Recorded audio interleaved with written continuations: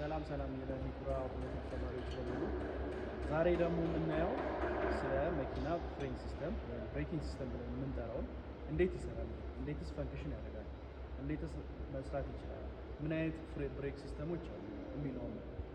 ለምሳሌ ዋናና አቤት የምንላቸው ብሬክ ሲስተሞች ለሁለት ይከፈላሉ።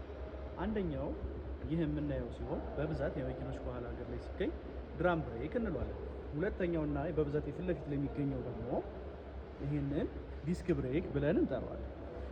እነዚህ ዲስክ ብሬክ እና ድራም ብሬክ ሁለቱም ፍሬን ለመያዝ ወይም መኪናውን ወደ የሚንቀሳቀስበትን ኤነርጂ ኬኔቲክ ኤነርጂውን ወደ ሂት ኤነርጂ ለመቀየር የምንጠቀምባቸው መካኒዝሞች ሲሆኑ ይህ የሚጠቀመው ክሎዝ ሉፕ ወይም የተዘጋ ውስጥ ሸራዎቹ በውስጥ የሚገኙ ሲሆኑ በዚህኛው ደግሞ ዲስክ ብሬኩን በምናይበት ጊዜ በውጭ ላይ ያለውን ዲስኩን በመያዝ ፍሬንን ለመያዝ ወይም አቺቭ ለማድረግ ይረዳናል።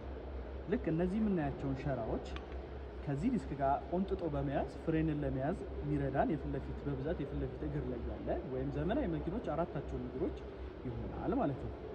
ይሄ ልዩ የሚያደርገው ነገሩ እነዚህ ፍሬን ብሬኮች እንዳያቸዋቸው ኤክስቴሪየር ፓርታቸው ላይ ስለሆነ ሙቀት የሚያገኙት በቀላሉ ኬኔቲክ ኤነርጂ ወደ ሂት ኤነርጂ የተቀየረውን ሂት ኤነርጂን ወደ ኢንቫይሮንመንት ዲስፐርስ የማድረግ ወይም የመበተን ባህሪያቸው ከፍተኛ ይሆናል ማለት ነው።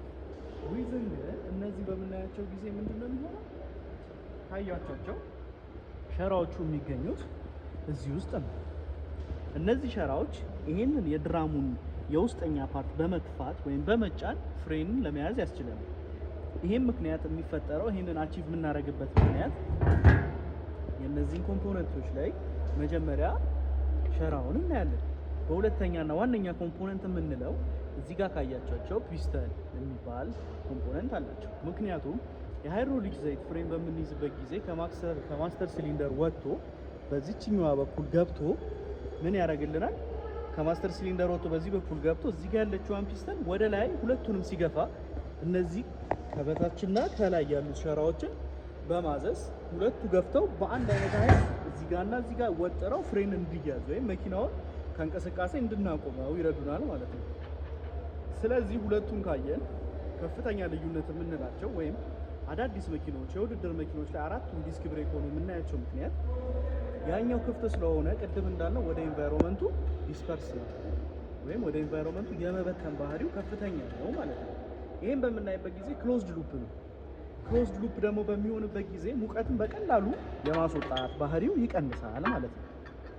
ይህም አቤት ምክንያት ወይም አቤት ብለን የምንይዝበት ምሳሌ የከባድ መኪኖችን በምናይበት ጊዜ በብዛት ድራም ብሬኮችን ነው የሚጠቀሙት።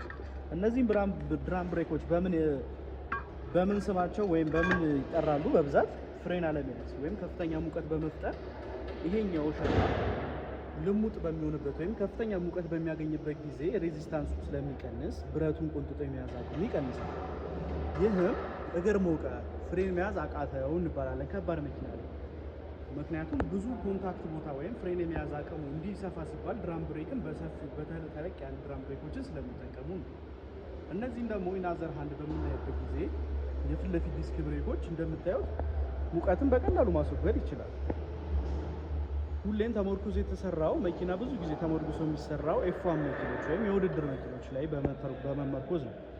ምክንያቱም በከፍተኛ ፍጥነት በተደጋጋሚ ፍሬን በሚያዝበት ጊዜ የሚፈጠሩትን ሙቀቶች ቶሎ ለማስወጣት ቶሎ ሙቀቱ ዲስፐርስ ወደ ኢንቫይሮንመንት ቶሎ እንዲለቅ የሚረዳው ስለሆነ ማለት ነው።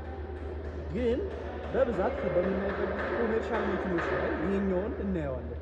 ይሄ ደግሞ የምናይበት አቤት ምክንያቱ ምንድነው? ለማምረት ቀላል ማኒፋክቸር